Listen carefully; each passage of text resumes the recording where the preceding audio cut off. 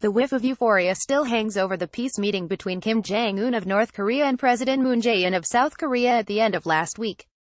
Noises of doubt, and skepticism even, have been heard here and there, it is true, from Southeast Asia, the USA and here in the UK.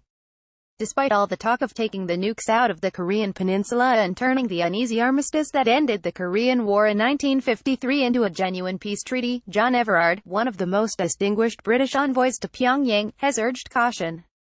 A peace process will take a long time, and on past experience, the whole initiative may just collapse. At the weekend, Pyongyang and Seoul continued to wax lyrical about the path to peace and mutual understanding. North Korea has said it will dismantle one of its 3 main test sites for nuclear weapons at Punggye-ri, which has collapsed partly anyway from the impact of the explosions. International experts and journalists are to be invited to inspect the site during the cleanup process, and visitors from the U.S. are very welcome. Furthermore, Kim Jong-un has said he is prepared to get rid of nuclear weapons provided his regime is recognized by international treaty, with South Korea and its allies signing a pledge not to attack him and his country. President Trump has hailed the developments as a major breakthrough, in which we are to assume, of course, that he is the prime architect. He aims to seal the deal permanently in a meeting with the North Korea's young leader in the next 4 weeks or so. The venue, and a lot more besides, still has to be decided. There is now a real chance that the main attraction of the foreign news agenda over the past weekend, the Kim and Moon peace stroll, and Trump's cheering from the stands, could grow to be a main distraction over the coming month. It could deflect attention from more urgent matters of nuclear war and peace. The main elements to a settlement with North Korea will take a long time to negotiate, and even longer to achieve. Trump has demanded immediate abandonment of nuclear weapons by Kim Jong-un. This brings to the borders of fantasy diplomacy. Without his nukes, Kim and his dynasty are vulnerable, and could face oblivion. So they won't be surrendering them anytime soon. Kim needs a treaty that guarantees recognition and respect of his regime. The whole raison d'etre since 1948 of the dynasty founded by his grandfather Kim Il-sung is based on uniting the Korean peninsula under their rule and ideology. The best that can be hoped for in the short term is a moratorium and a freeze on Pyongyang's nuclear arsenal. It will be very hard to inspect and monitor. There have been 2 previous peace meetings between the leaders of the North and South, in 2000 and 2007, and they came to nothing. In 1994, Bill Clinton thought he had a deal for North Korea to give up nuclear weapons development, in return for subsidizing 2 civil nuclear reactors. It didn't work out, and weapons development continued, covertly. Kim Jong-un is a gamble for his long-term survival. In this, the crucial international partner is China, much more so than the USA. Given the dire state of the North Korean economy, even regime sources have begun admitting that the military programs have cost too dear. It is what China can do in terms of lifting sanctions, buying North Korean exports, and mediation that will ensure stability in the peninsula, rather than the bluster and tweet show from the White House. Meanwhile, Team Trump seems almost to be stampeding towards another nuclear crisis, this time with Iran.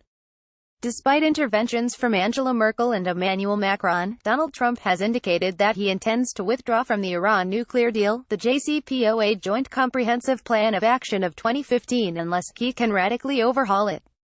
He wants to get rid of the sunset clauses, which are said to allow Iran to resume building nuclear weapons in 2025. The other 5 partners to the agreement, Russia, China, UK, France and Germany, dispute this.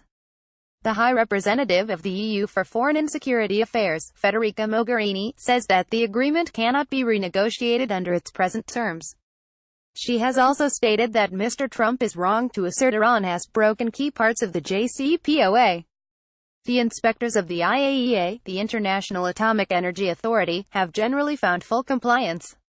So from threatening nuclear confrontation in one part of Asia, Korea, Mr. Trump seems to be conniving at triggering a nuclear arms race at the other end of the continent, on the Gulf. That will be the result of the fix-it-or-nix-it approach to the JCPOA agreement by Trump, his new Secretary of State Mike Pompeo, and their Israeli allies. Both the Korean and Iran portfolios demand time, attention to detail and strategic patience, attributes not even Mr. Trump's friends accuse him of having in abundance. If Korea and Iran aren't demanding enough, there is now the growing storm in Gaza. The day Mr. Kim and Mr. Moon shook hands across the DMZ, Israeli forces confronted another demonstration on the borders of the Gaza Strip. 4 died, 1 an unarmed 15-year-old, and some 170 were injured. Conditions inside Gaza are deteriorating. Intermittent electricity, dwindling water and sewage in the street. Bankruptcy looms in the standoff between the Fatah-led Palestinian Authority on the West Bank and the Hamas regime in Gaza itself. Despair is compounded by the lack of jobs and opportunity for most under the age of 25. In the past month of the Great March of Return, demonstrations on the edges of Gaza, Amnesty International has reported 45 Palestinian demonstrators killed and more than 6,000 injured. The culmination is expected on the 15th of May, known as the Nakba catastrophe to Palestinians. It is the day on which Israelis celebrate the foundation of the independent State of Israel, 70 years ago. This year on the 14th of May, the day before the anniversary, Mr. Trump has let it be known that he will honor his election pledge to move the U.S. Embassy from Tel Aviv to Jerusalem. Given the present climate of tension in Gaza, Israel and the region, it's a bit like pouring oil on troubled waters, and setting light to it. Follow Reaction on Twitter. Stay up to date with the featured content from Reaction.